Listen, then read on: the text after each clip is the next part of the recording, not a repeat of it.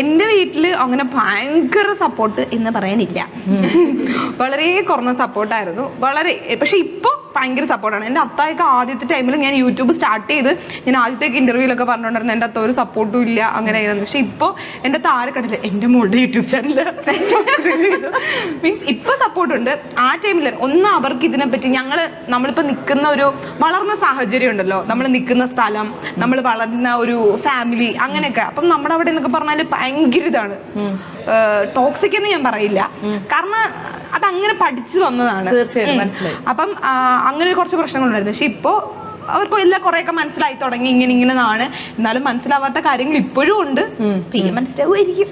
അതിപ്പോ എനിക്കായാലും ഉണ്ട്, മനസ്സിലാവാത്ത എല്ലാ കാര്യങ്ങളും നല്ലവർക്കും ഉണ്ടല്ലോ, അങ്ങനെയൊക്കെ ഉണ്ട്. അല്ലാതെ വേറെ പ്രശ്നങ്ങളൊന്നുമില്ല. സപ്പോർട്ടോ ഉണ്ട്, ഭയങ്കരം എന്ന് പറയാനില്ല, എന്നാലും മുമ്പത്തേനെ വെച്ച് ഒരുപാട് നല്ല സപ്പോർട്ട് ഉണ്ട്. അസ്ലാന്റെ കാര്യം എങ്ങനെയാണ്? എന്റെ കാര്യത്തെ വെച്ച് എന്റെ വീട്ടുകാരാണ് എന്റെ സപ്പോർട്ട് എന്ന് പറഞ്ഞാൽ. ഞാൻ എക്സാമ്പിൾ അറിയാം. ഇപ്പൊ ബ്രേക്കപ്പിന്റെ കാര്യം പറഞ്ഞോണ്ട് നമ്മള് ടൈംസ് ഓഫ് ഇന്ത്യയിൽ ബ്രേക്കപ്പ് ആയ വീഡിയോ ചെയ്തപ്പോ ന്യൂസ് വന്നിട്ട് ആർട്ടിക്കിൾ വന്നിട്ടുണ്ടായിരുന്നു.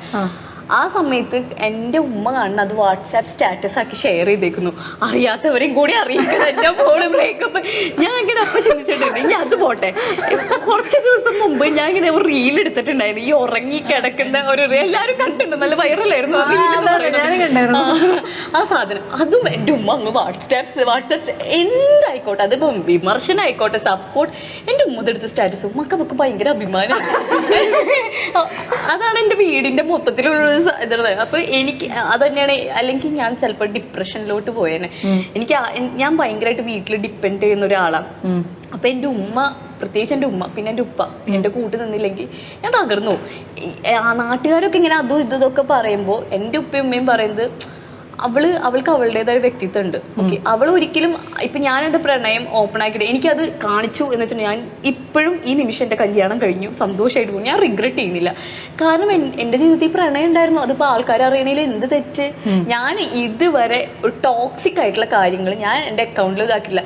ഞാൻ ഈവൻ എൻ്റെ ബ്രേക്കപ്പ് ആണെങ്കിൽ പോലും വളരെ സൗഹൃദത്തോടി കഴിഞ്ഞ ഞാൻ ടോക്സിസിറ്റി സ്പ്രെഡ് ചെയ്തിട്ടില്ല. അപ്പൊ പിന്നെ ആൾക്കാർ അറിയുന്നതുകൊണ്ട് എനിക്ക് എന്ത് പ്രശ്നം. ഞാൻ എന്തായാലും ഇത് നാട്ടുകാരൊന്നും അറിയാണ്ട് ഒളിപ്പിച്ച് വെക്കണം എന്നുള്ളൊരു സാധനം ഇല്ല. എന്തൊക്കെ വന്നാലും എനിക്ക് സത്യം പറഞ്ഞാൽ അത് ഗുണം ചെയ്തിട്ടുള്ളൂ. എന്നെ കല്യാണം കഴിക്കാൻ ഒരാൾ വന്നപ്പോൾ എൻ്റെ ഹസ്ബൻഡിനോട് എന്നെ മുമ്പ് അറിയത്തില്ല, അവൻ എന്നെ കണ്ടിട്ടേ ഇല്ല ഇൻസ്റ്റയിലൊന്നും. അപ്പൊ അവനോട് എനിക്ക് കഥകൾ മൊത്തം പറയേണ്ടി വന്നാലും അവന്റെ വീട്ടുകാരോട് എനിക്ക് കഥകളൊന്നും പറയേണ്ടി വന്നിട്ടില്ല. കാരണം ഇവൻ കൂടെ ഞങ്ങൾക്കറിയാം അവരൊക്കെ അങ്ങോട്ടേക്ക് അവനോട് കഥ പറഞ്ഞു കൊടുത്തോണ്ട് അവന്റെ മമ്മിയെ കൂടെ പപ്പയെ കൂടെ അനിയനെ കൂടെ എല്ലാവർക്കും കഥ അറിയാറുണ്ട്. എനിക്ക് ഒരു ബുദ്ധിമുട്ടേ ഉണ്ടായിരുന്നില്ല ആ കാര്യത്തിൽ. അതുകൊണ്ട് എനിക്ക് എൻ്റെ കമന്റ് ബോക്സ് നോക്കിക്കഴിഞ്ഞാൽ അറിയാം, അതിലാണ് അവർ എന്നെ ചീത്ത വിളിച്ചുകൊണ്ടിരിക്കുന്നത്. ഓരോന്നും പറഞ്ഞിട്ട് അത് ചെയ്യുന്നില്ല, ഇത് ചെയ്യുന്നില്ല, അത് ഇതെന്നൊക്കെ പറഞ്ഞത്.